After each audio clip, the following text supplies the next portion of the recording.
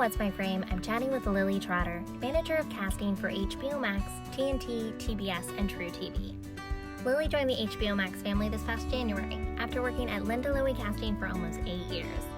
On today's episode, Lily gives us a little peek behind the scenes from her time at Linda's, as well as sharing some exciting news on upcoming projects with HBOMax, like Made for Love, 8-Bit Christmas, Aquaman, and Raised by Wolves.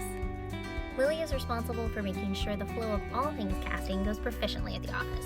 From working with development teams to the hiring of casting directors and actors for each project, she oversees scripted, unscripted, animated, and features. While working at Linda Lowy Casting, Lily was part of the tight-knit casting team there. Her first series she worked on as an associate, from pilot to the end of the series, was How to Get Away with Murder, starring Viola Davis. In addition to How to Get Away with Murder, Lily had the pleasure of working on multiple other Shonda shows, including Grey's Anatomy, Scandal, Station 19, and The Catch. Besides the many ShondaLand shows she helped bring to life, Lily also helped cast both seasons of Dirty John, Chance, and The Preacher. Please join me in welcoming a true force of nature in the casting world, Miss Lily Trotter. Hey Lily, thank you so much for joining us on What's My Frame. I'm so excited to be here. Can you tell us a little bit about your journey into casting and now being with HBOMax? Yes.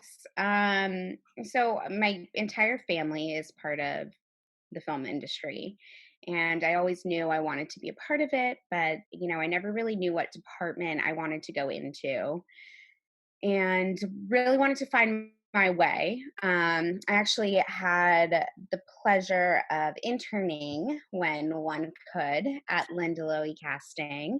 I interned there for about 6 months, and then I was hired as an assistant on the pilot of How to Get Away with Murder. And then quickly after that, went into being an associate and was there for about 8 years, like 7.5 years. And then just made the move January 2020 to HBOMax as manager of casting there. Congratulations on the new position. That's amazing. Yeah, thank you. What is one of your personality strengths that was an asset to you in casting and now also in your new position? I'm very honest, both with myself and others. I feel like you really have to be honest in this industry. And if you're not, you can just deter yourself or someone else's career by just not being truthful. Right now, actors are navigating some brand new territory in the industry. Do you have any advice for actors on how to stay motivated and productive towards their craft in this uncertain time? Yeah, I've heard a lot of people taking virtual classes. I was actually just talking to Linda about this 2 weeks ago, and she was saying that her husband, Jeff Perry, is doing this like an online, I don't know if it's maybe a Zoom class or what it is, but he was asked by a friend of a friend's daughter to kind of teach something because she was going to college, and then obviously all of her classes got canceled. Mhm. So where do you go from here? And they're just kind of doing some readings, which really stuck out to me because another friend, they're doing every Saturday, they're reading a different Shakespeare play, and it's a group of them. And I think that, if that's not for me, but for anyone that is interested in doing something like that, there's definitely a group of people out there that would love to do that and be productive in that way, and just kind of hone in a little bit on your creative aspect and what it is that you want to do in the future. And it's great practice and it's fun, and you might as well take this time to do something like that and with what you love. I really love that idea of doing like a reading every Saturday with a group of friends that had the same interest, or colleagues, whoever it might be. Yeah, I think that's one of the biggest things, besides just the connection that creatives are missing, is that schedule. Because we had audition times to meet, and we had you know readings and things that we were doing for class, and all of that just kind of went away all of a sudden, and we're not great with adapting to change. I think having a schedule helps us keep our sanity. Yeah, and definitely that connection, like you said, that interaction with another human, whether it be 60 people on Zoom or 2 people on Zoom, it's just seeing another face that you're so used to running into people when you're auditioning. It's like a group of people where there's 12 other friends or familiar faces that you might have seen, or maybe not so familiar, a new face even, and just that connection that we're missing as well. Yeah, I think you're exactly right. We all used to be kind of frustrated, sitting in traffic, but honestly, I miss some of the people watching that you see in LA Right. traffic just at the stoplights, and it's this sense of like kind of being on Mars a little bit and Yeah. connecting with like your classmates or even like a new creative community. What is one of your favorite and least favorite parts of your job? Ooh. Um, my Hard hitting questions. yeah. Well, it's always the least favorite. You're like, oh, what do I say? My favorite part is definitely seeing everything come together. I love being on a project from the beginning until the end, and just really watching something grow and seeing the outcome and seeing how people fit in the right places. I think that that's so fun, and it's like putting a puzzle together.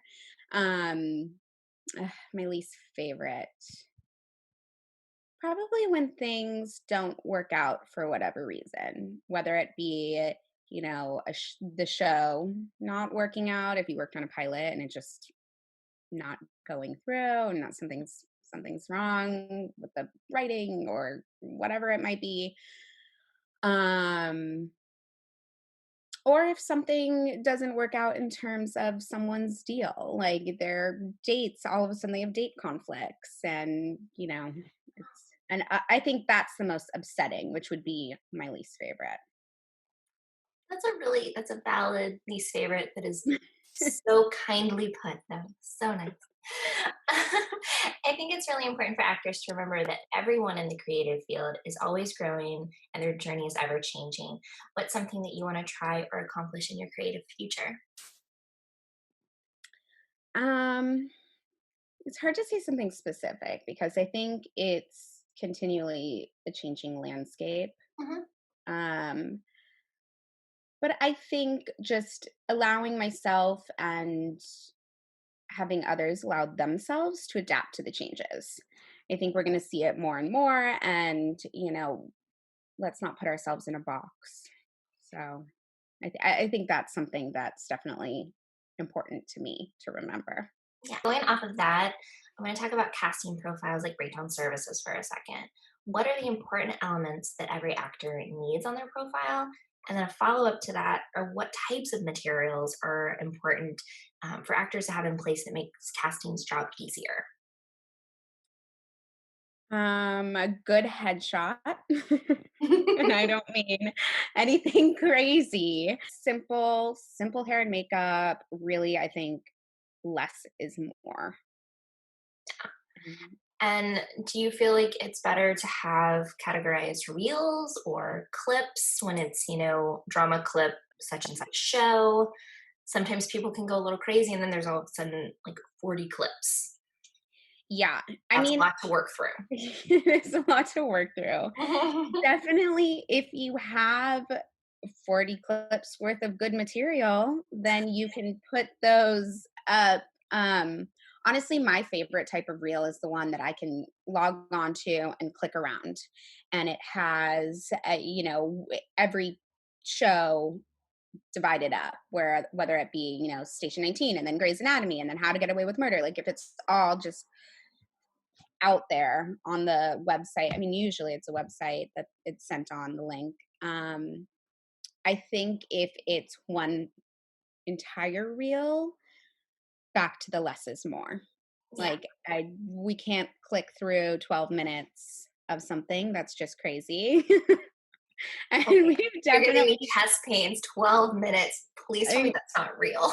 it is real, and there's definitely more people out there that have that long of reels, and it's just, I'm not saying that your work isn't worthy, you know keep keep that, but the things that you send to us, it's just a lot of people don't have that much time. We work in a very fast paced environment. I mean, right now we have a little bit more time, but generally speaking, the less is more. Pick pieces that are different enough, um, that are more effective in a way of grabbing someone's attention. Mhm. That's definitely what I would say is more important in a reel. And also keep in mind maybe the 12 or the 6-minute version of the reel is for like when you're going and seeking representation. Because maybe they want to see your whole body of work, but for casting, it's not nearly as important for them to see every co-star and guest star. Yes, definitely. I mean, I'm speaking from the casting side of it, but I would definitely say, and also the comedy, like you had said earlier, the splitting your reel into a comedy reel and a drama reel, Yeah. that's also very effective. And if it's a role where you need both, you can send them both. There's no harm in that. Okay. What's something about your side of the creative process, your side of casting, that no one either talks about or simply just doesn't know is a part of the creative process? Um, we have a ton of admin work. A lot of people assume it's just, the fun creative aspect where we're in sessions all day and we're making up lists. Um, that's not the case at all. I would say about 90% of our work are lists, but admin lists where, we're doing deal memos and we're checking credits, a lot of that as opposed to just the fun side. I love it, but a lot of people don't understand it, and they come in and they're starting their first day as casting assistant, and all of a sudden you're sitting in front of a computer all day and answering phones. It's a lot. It's a I lot think they're less just gonna jump glamorous. in and be like auditioning and like reading against these actors. Like, no, no, no. Definitely not. Like you are not doing that for a few years. Yeah. Not I mean, obviously you can jump in whenever should you want, but I think there's a real learning aspect that comes with it at first. And a lot of people don't really know how to be in a room, which is part of that. You kind of get a sense from just like being in the hall and monitoring the waiting rooms, and before you actually jump in. Yeah, that's a really good point to think about. Actors are so focused on what it's like on their side of the room. It's a completely different skill set to be on your side of the room and how to handle all that's happening in front of you. Yes, there's a lot. And I mean, everyone, this is a dream for so many people, so you want to be supportive, and that takes a little bit of, I mean, it doesn't take learning, but there's an angle to it, and people have to learn that, I think. Yeah, actors are one of the few professions that when we're going in for the equivalent of a job interview, it's understood that we're dreamers and living with this like layer of skin removed, and we're very fragile little butterflies that dream big, and that's not really the case in say accounting or being a teacher. I mean, I'm sure they dream too. That was just never my dream, but I don't think interviewers are Nor mine. Nor mine. like, no, not that one. Now, Mhm. actors often want to feel productive, and a lot of times that equals expensive mailers or, uh, too often sending, MailChimp newsletters, things like that don't really move the needle. There are Mhm. more positive ways that actors can stay on casting's radar. Um, I definitely think that there's a strong argument for using social media. Mhm. Um, I try and live in the moment as much as possible, and I want to stay off of it, but I definitely think that there's an advantage. I don't think that people need to send in 5 postcards to one office. I've said this numerous times. One is fine if you want to send that postcard, but I think that you can really find an angle with social media to promote yourself. Just remember that the number of followers doesn't mean that you're going to get the job. Mhm.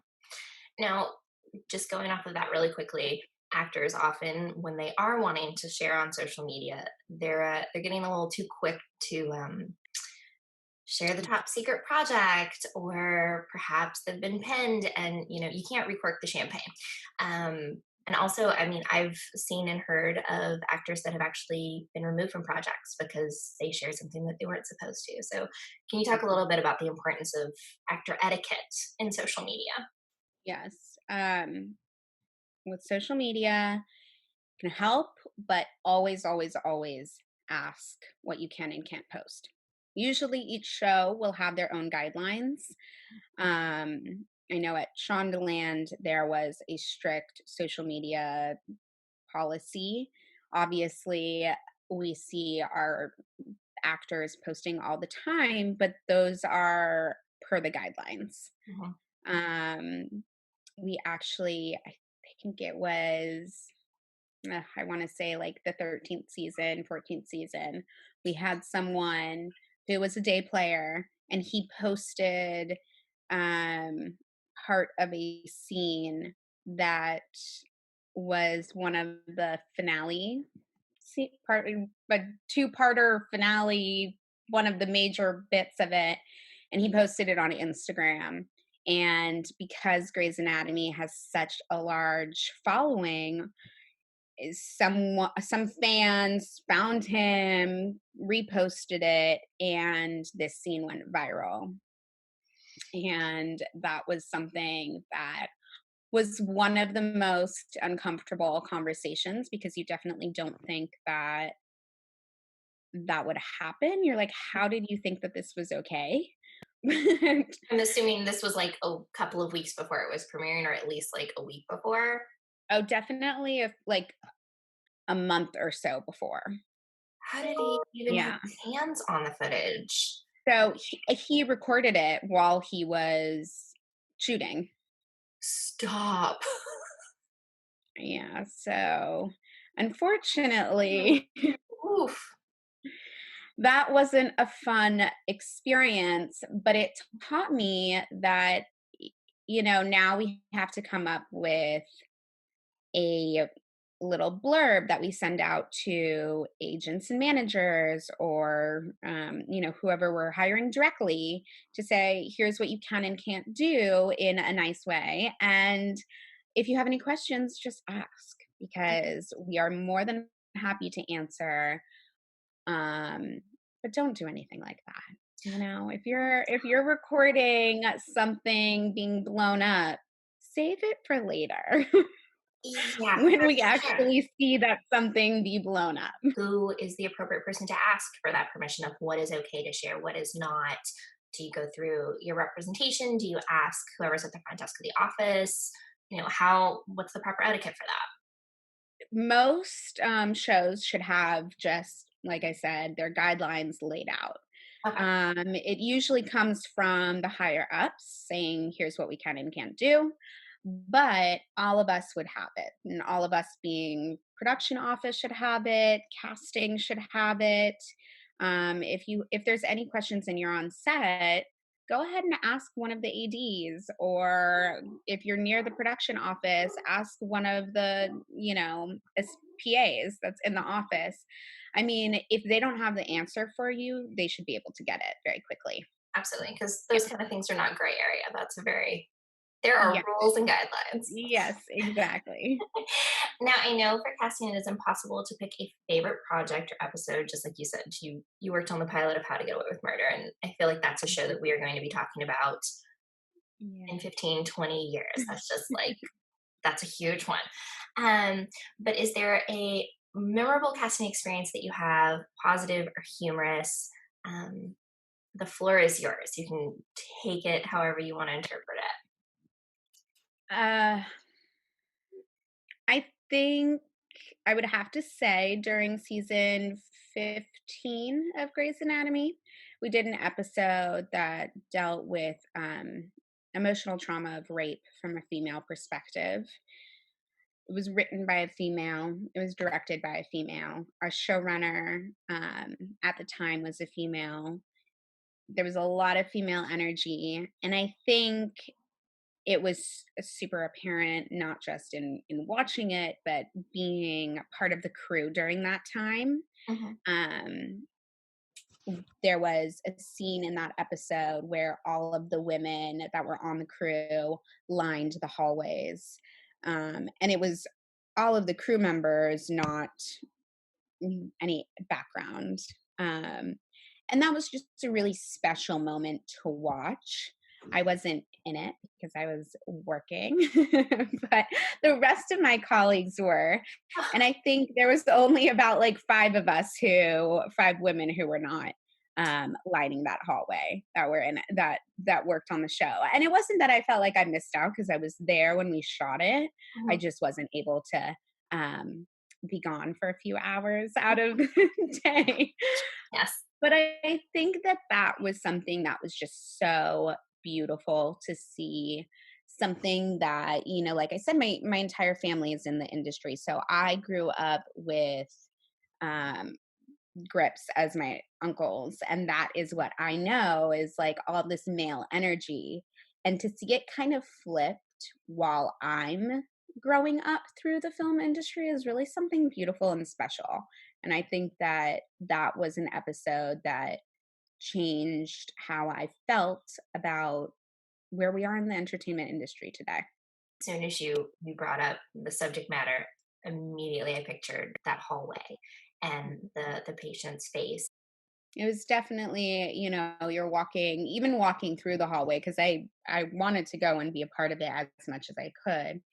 And I walked through the hallway and I was like, oh my God, all of my friends are all right here. And this is so wonderful and beautiful and special. And like the outcome of it, I think really speaks volumes.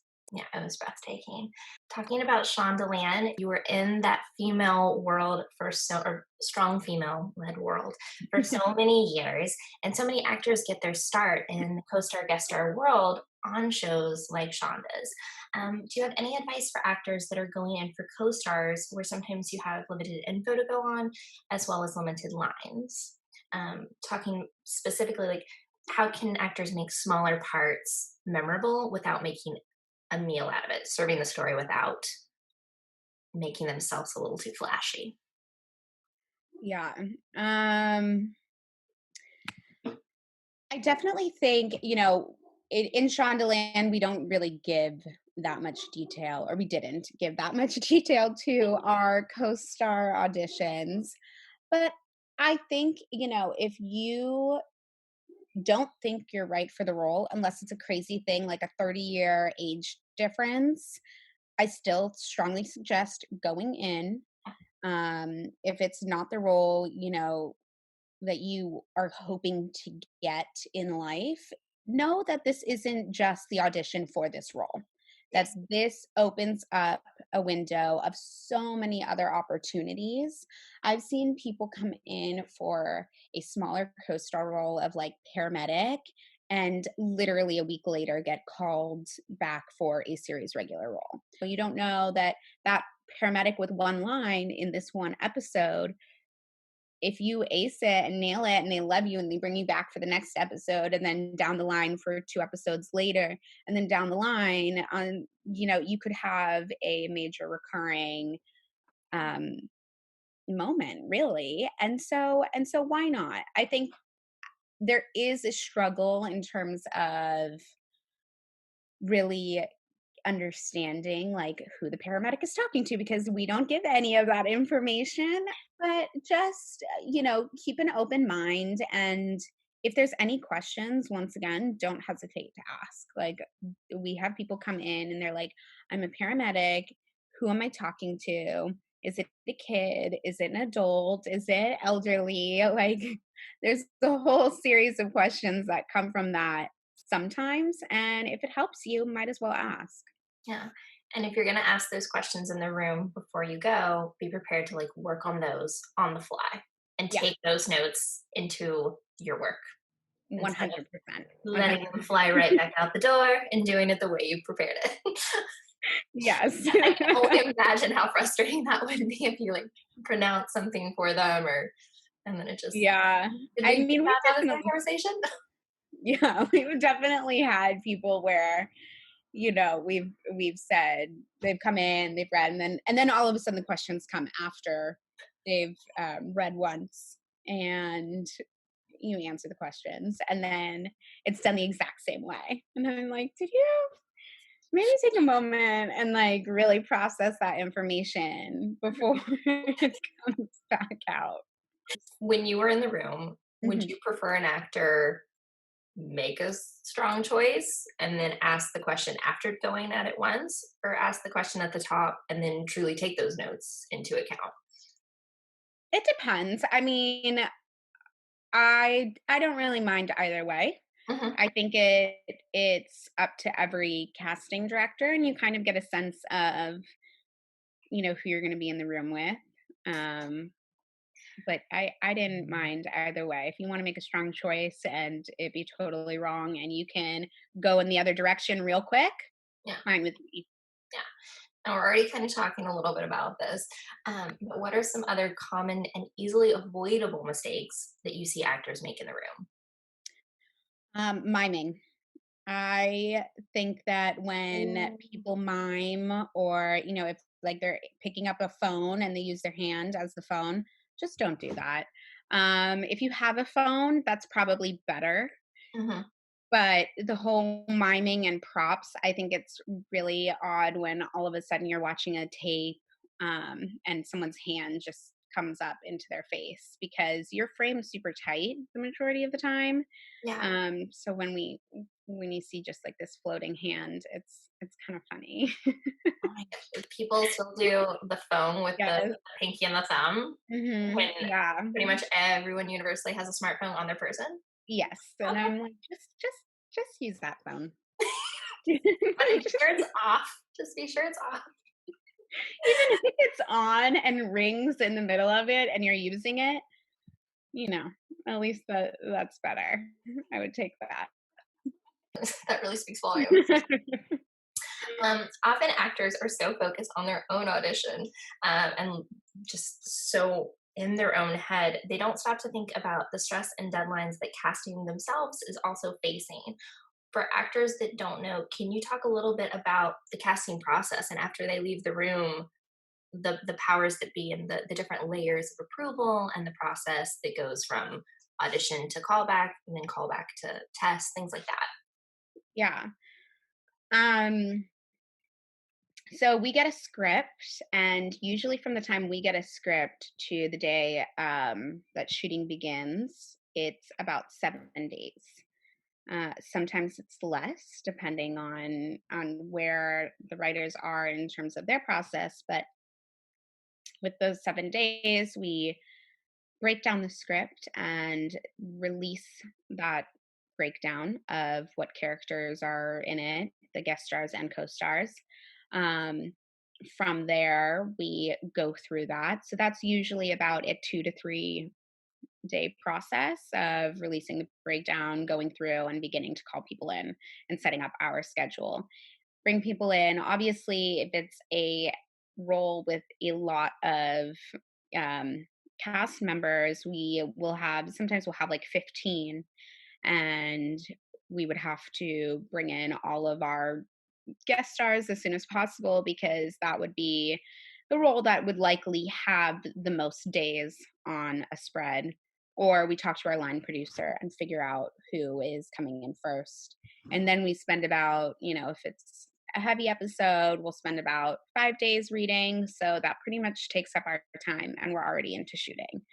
Um, Obviously, once we have choices, we call in about 12 to 15 people per role. Mhm. From We used to get about, I would say, on a smaller co-star, we would get about 1,500 to 2,000 submissions. We went through every single person, every single resume. Um, we were very adamant about that at Linda Lowy Casting, and we always wanted to bring in new faces. So, obviously, on Grey's Anatomy, a show that's running for 16 seasons, you have to have new faces. But we went through every single face, So it is very time consuming. And then from there, we would send, out of the 12 to 15 people that we called in, we would send about 4 to 5, maybe 6, depending, to our director, writer, producers, showrunner. They would make the decision of who they felt best fit that role. And then we would go through with the hiring process. And that was reaching out to the rep or directly and hiring them once we got approval from our line producer on a locked schedule, which was always changing. One of the beauties about it is just going with the flow. And then that's kind of this, and then it starts over again for about 24 episodes. The never-ending journey. No, it's never downtime, but it's fun. Now, we've talked a lot about ShondaLand. You are now HBOMax, which is one of the streaming services that's coming out of this new era of entertainment that I am the most excited about. Can you talk a little bit about what you're working on, what you're excited to see go into production when the industry picks back up again? Yeah, definitely. I am now casting at HBOMax.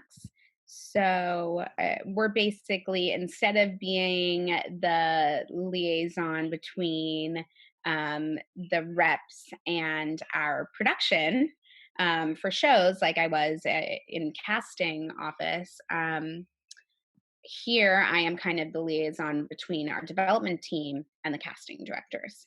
So just a little bit different of an angle.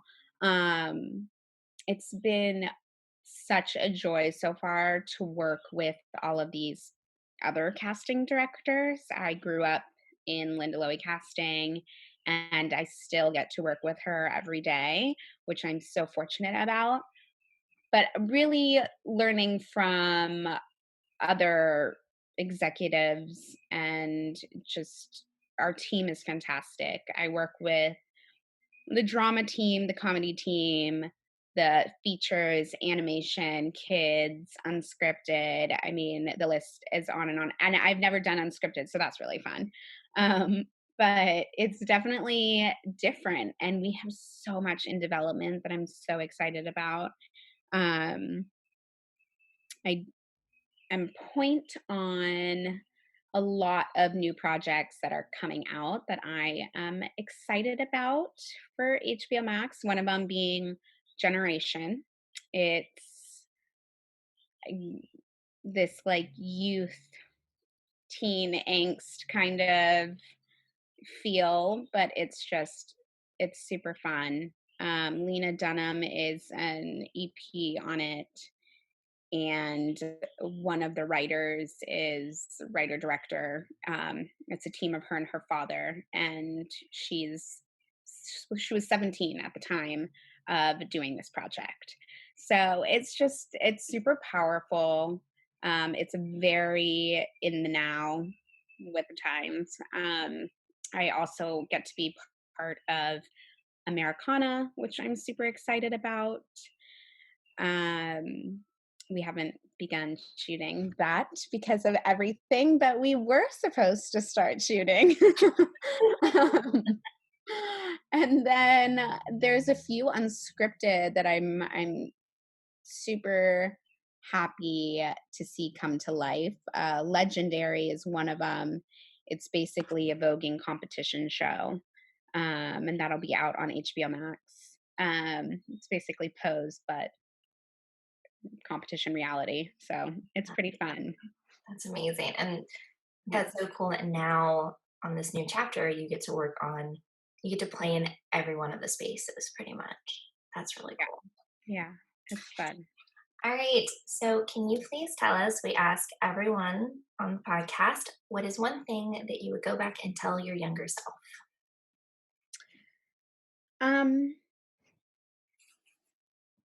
Set your goals high for yourself. Know your worth and know that you can achieve everything that you want. Beautiful. Thank you so much for joining us today on the podcast, Lily. I really appreciate it. Thank you.